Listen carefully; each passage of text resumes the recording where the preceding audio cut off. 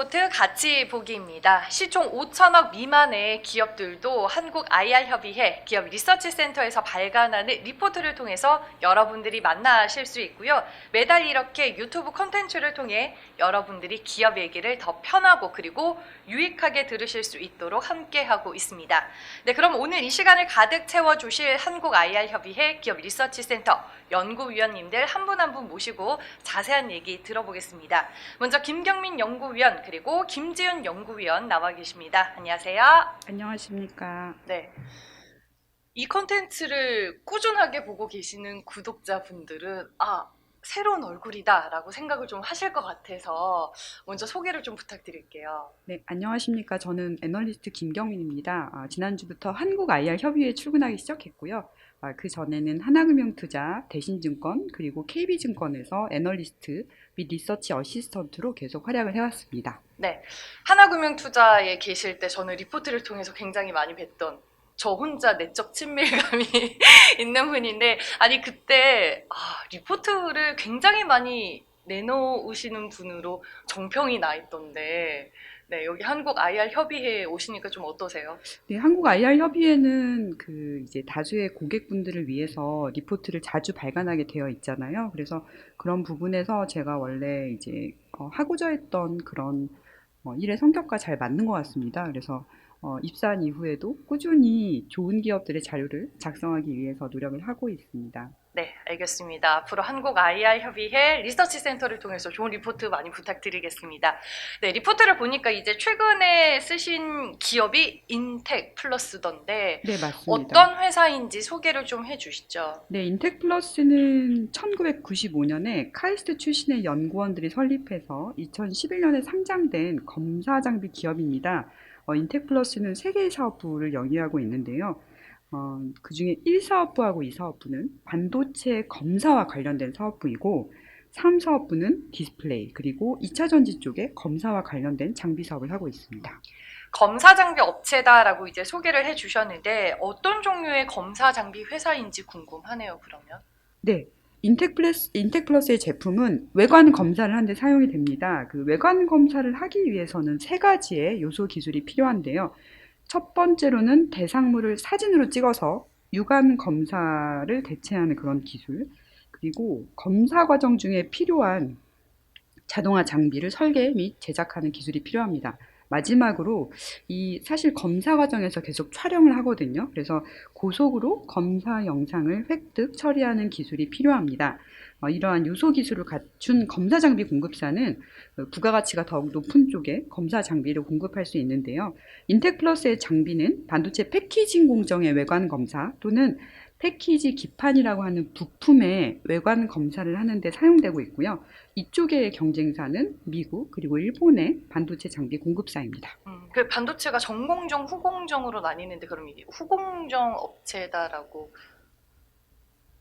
이해하면 될까요? 네, 맞습니다. 그 전공정 검사 장비 회사들이 따로 있고요. 네. 후공정 검사 장비 회사들이 따로 있습니다. 근데 최근에 후공정의 중요성이 높아졌기 때문에 인텍플러스에서도 규모의 경제를 달성할 수 있는 매출이 발생하고 있습니다.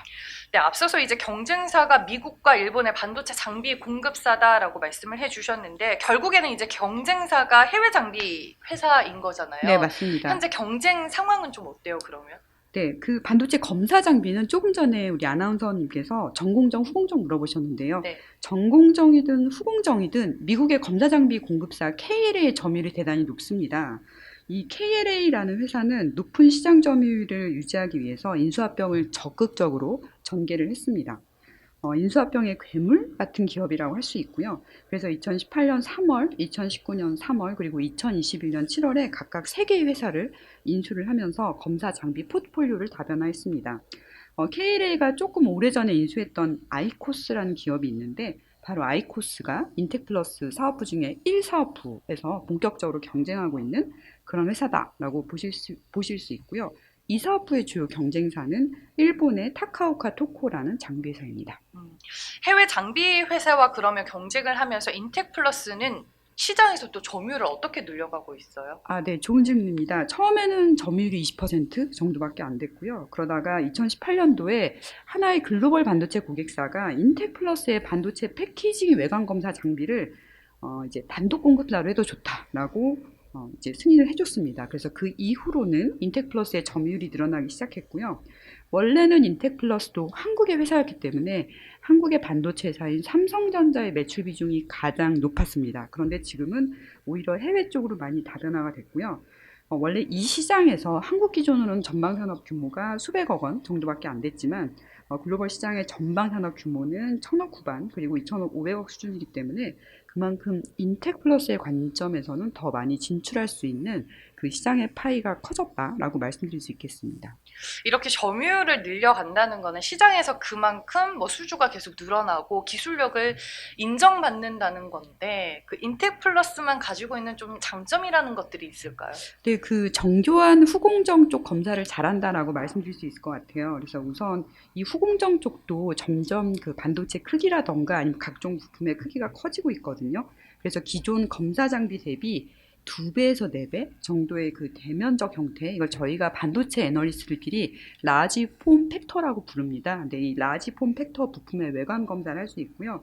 그리고 대부분의 이 반도체나 부품이 다 직육면체 형태입니다. 평면이 아니고요. 근데 이 직육면체의 6면을 한꺼번에 직접적으로 검사를 할 수 있습니다. 그리고 요즘에는 검사에도 인공지능이 많이 도입이 되거든요. 근데 이 딥러닝 기술을 이용해서 검사를 하려면 사실 굉장히 많은 데이터의 인풋이 있어야 아웃풋도 좋아지는데요.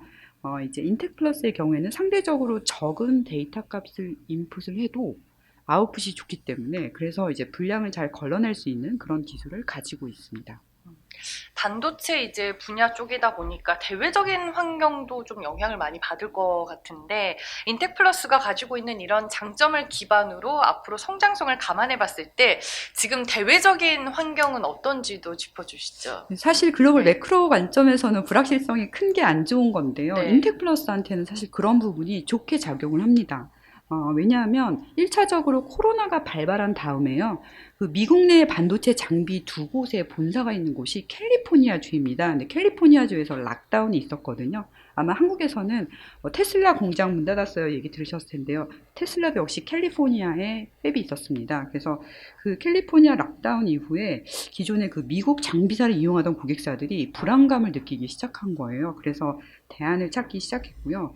그리고 이제 미중 무역 분쟁이 사실 3년 전부터 지금까지 계속 진행 중이거든요. 그래서 중화권에서 반도체를 만드는 회사들이 또 새로운 반도체 장비사들을 좀 찾고 있습니다. 그래서 미국 쪽에서도 기회가 생겼고 중국 쪽에서도 기회가 생겼다라고 생각하시면 좋을 것 같습니다. 미국과 중국 쪽에서 오히려 더 기회가 생기면서 대외적인 불확실성 환경이 오히려 인텍플러스에게는 또 좋게 작용하는 부분이 있다라고 말씀해 주셨는데 그럼 이런 것들을 기반으로 실적 현황은 좀 어떨까요? 네, 실적에 대해서 말씀드리겠습니다. 우선 연간 실적 위주로 좀 말씀을 드리면요. 2022년 매출은 전년 대비 20% 증가한 1,439억으로 전망을 하고 있습니다. 일단 연간 매출 1,000억이 되느냐 안 되냐가 굉장히 중요한데 2021년부터 연간 매출 1,000억을 상회하기 시작했고요. 그 1 사업부, 2 사업부, 3 사업부 모두 매출이 전년 대비 증가할 것 같습니다. 그 영업이익률은 작년에 23%였는데요. 올해는 그 규모의 경제 효과에 힘입어서 23.4%. 네, 그리고 영업이익 같은 경우는 제가 336억으로 추정하고 있는데 지금 네이버에서 컨센서스 보시면 314억으로 되어 있거든요. 그래서 컨센서스 대비 7% 정도 높은 수치입니다. 네. 실적에 대한 얘기도 해 주셨습니다. 그러면은 섹터 내 이제 동종 기업과 비교했을 때 밸류에이션 수준은 지금 어떤지 짚어주시죠. 네, 밸류에이션 말씀드리겠습니다. 그 2022년 추정 실적 기준으로 PER 밸류에이션이 12.5배입니다. 그래서 코스닥 시장의 평균 밸류 대비 좀 저평가되어 있고요. 그리고 이 검사 장비 쪽에 고영이라던가 아니면 넥스틴, 파크 시스템스라는 기업들이 있는데 이 기업들이 모두 인텍플러스보다는 밸류에이션이 높습니다. 인텍플러스는 아까 이제 말씀하신 것처럼 후공정 쪽에 검사 장비를 만든다는 이유로 저평가되어 있는데 지금 반도체 전공정 쪽에서 회로의 집적화가 한계에 도달을 했고 애플이나 AMD 같은 반도체 설계사들도 후공정 패키징 기술 변화를 적극적으로 주도하고 있기 때문에 후공정 검사 장비 기업도 밸류에이션이 저평가 받는 것은 적절하지 않으면서 향후에 전공정 검사 장비만큼 유사한 밸류에이션을 받는 것이 적절하다라고 판단이 됩니다. 뭐 후공정 검사 장비로 시장에 많이 알려진 기업이기도 하지만 제가 알기로는 FCBGA 이제 기판 쪽에서의 수혜 종목으로도 많이 언급되는 걸로 알고 있거든요. 네, 맞습니다. 그 이 사업부의 주요 고객사가 FCBGA 패키지 기판 고객사입니다. 그래서 FCBGA는 지금 CPU나 GPU의 대면적화 수요 때문에 그 기판에서 증설이 적극적으로 일어나고 있고요. 그래서 한국에서도 이 FCBGA 패키지 기판을 증설하는 기업들도 많이 관심의 대상이 되고 있지만 이 증설하는 과정에서 장비를 공급하는 회사들도 관심을 최근에 받고 있습니다. 그래서 그런 관점에서는 인텍플러스 그리고 저희가 아직 자료 쓰진 않았지만 네. STI 같은 기업도 역시 FCBGA 고객사한테 새로운 장비를 공급하고 있습니다. 그 고객사가 최근에 뭐 대표적으로 뭐 삼성전기, 뭐 대덕전자 이렇게 증설을 하고 있는 업체들인가요? 예, 그런 네. 증설 회사들이고요. 근데 이제 보통 고객사와의 계약이 맺어져 있기 때문에 저희가 사실 고객사 이름을 이제 리포트에 적는 게 참 쉽진 않습니다. 그래서 네. 저는 주로 이제 베트남 쪽으로 간다 아니면 부산 쪽으로 간다라고 말씀을 드립니다. 지금 말씀하신 그 회사들 중에 일부 회사가 부산이나 아니면 베트남에서 증설을 하고 있습니다. 네, 알겠습니다. 저희가 뭐 실적, 산업 현황, 그리고 밸류에이션까지 다 들어봤는데 마지막으로 리스크 요인은 없는지 짚어주시죠. 네, 가장 큰 리스크 요인은 글로벌 설비 투자인 것 같아요. 그 인텍플러스의 실적과 주가에 가장 큰 영향을 끼치는 것은 글로벌 이 반도체 고객사, 특히 후공정 패키징 고객사들의 증설 여부이고요. 지난 몇 년간을 살펴보면 무역 분쟁 초기에 딱 한 번 이 시설 투자가 역성장한 적이 있습니다. 근데 그 이후로는 다행히 계속 성장은 하고 있거든요. 그래서 지금 이제 이쪽에서 실제 증설하는 회사들은 대만의 TSMC 같은 회사도 후공정을 하고 있고요. 그 밖에 전통적인 후공정 기업들은 ASE, 엠코, 파워텍, 통후, JCET 이런 기업들입니다. 이런 기업들이 이제 2018년에는 무역 분쟁 초기에 설비 투자를 늘리지 못했지만 그래서 그때는 인텍플러스도 역시 매출이 역성장했고요. 다행히 2019년부터 TSMC와 지금 말씀드린 여러 회사들이 계속 증설하고 있습니다. 그래서 2019년, 2020년, 2021년에 각각 21조, 25조, 41조 원의 대규모 증설하고 있고요. 올해에도 후공정 기술의 중요성 때문에 대규모 증설을 이어갈 것 같습니다.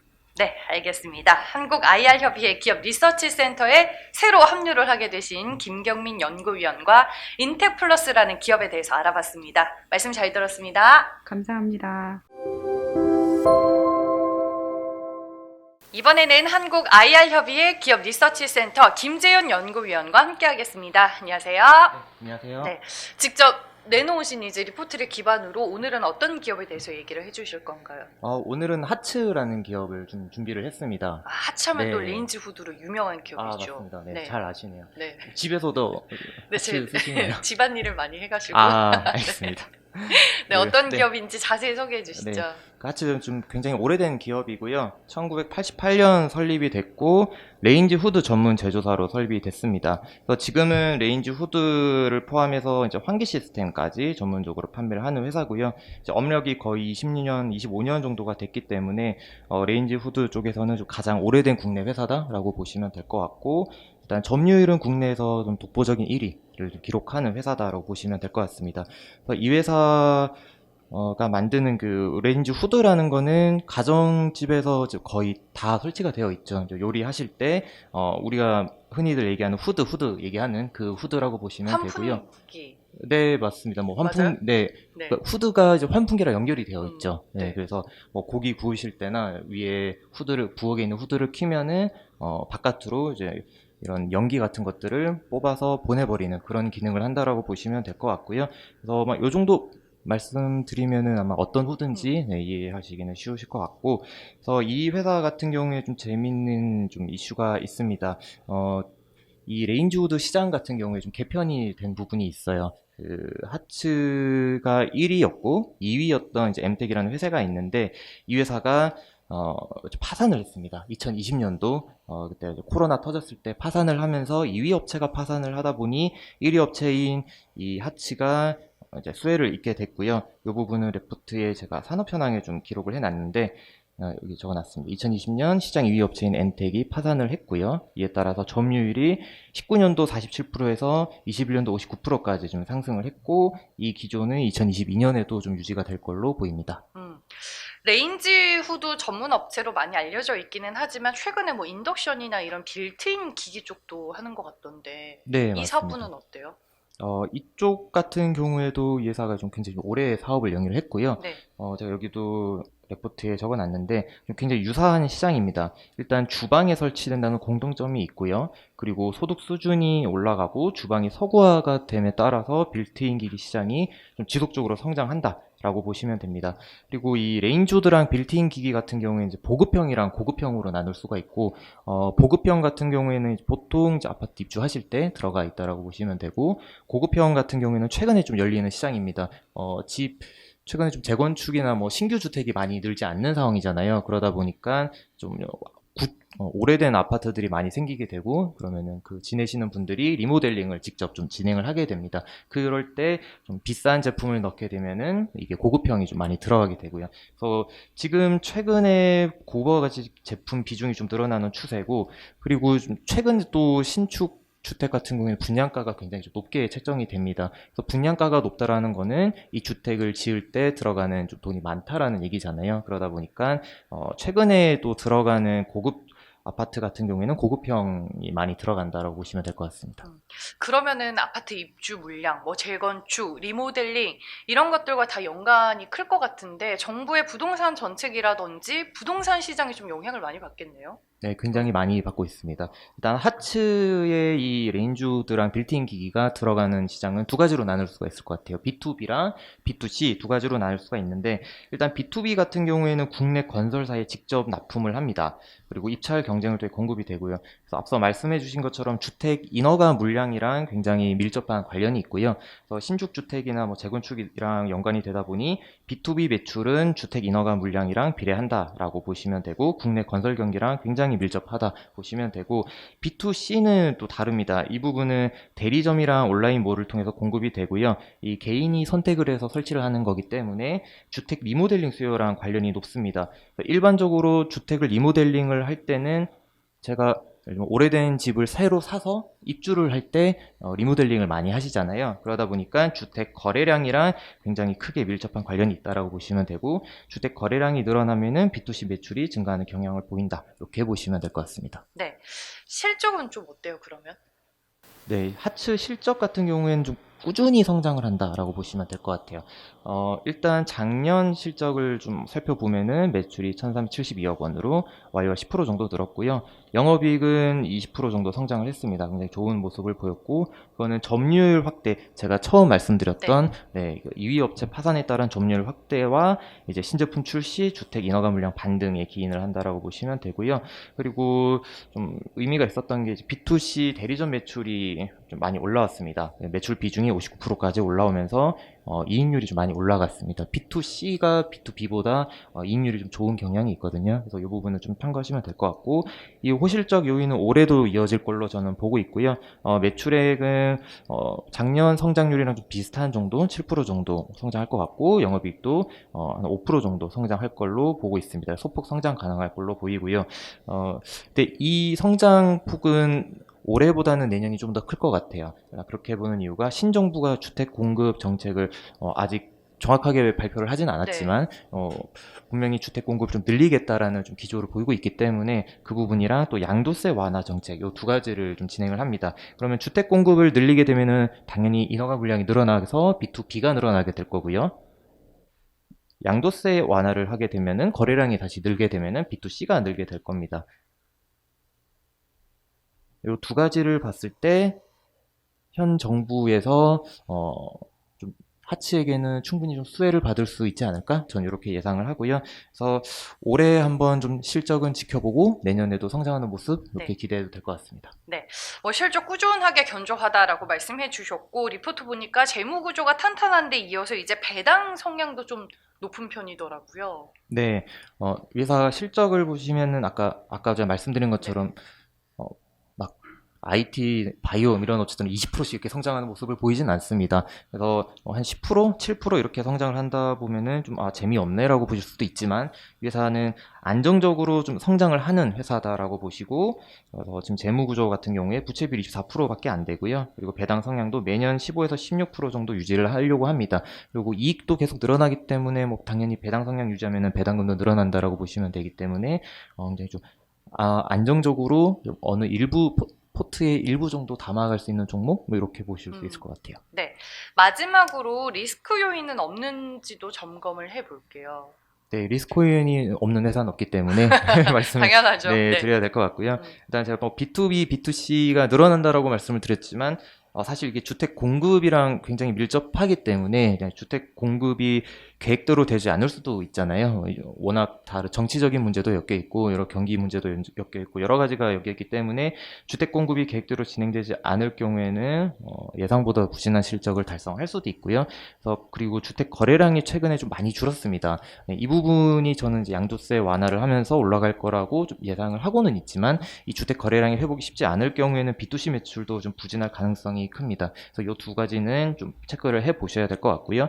그리고 뭐 코로나 이후로 여러 원자재 가격이 오르긴 했지만 이 레인지 후드나 빌트인 기기 보시면은 스테인리스 스틸이 굉장히 많이 쓰입니다. 눌러보시면 다 철로 돼 있잖아요. 네. 그러다 보니까 최근에 스테인리스 스틸 가격이 많이 올랐고 거기에 따라서 원자재 가격 상승에 따른 조금 원가 부담은 어느 정도 있다. 요부 두 가지는 좀 체크를 해보셔야 될 것 같습니다. 네, 알겠습니다. 하치가 가지고 있는 모멘텀 그리고 실적 현황 마지막으로 리스크까지 점검을 해봤고요. 지금까지 김지윤 연구위원과 함께했습니다. 고맙습니다. 감사합니다.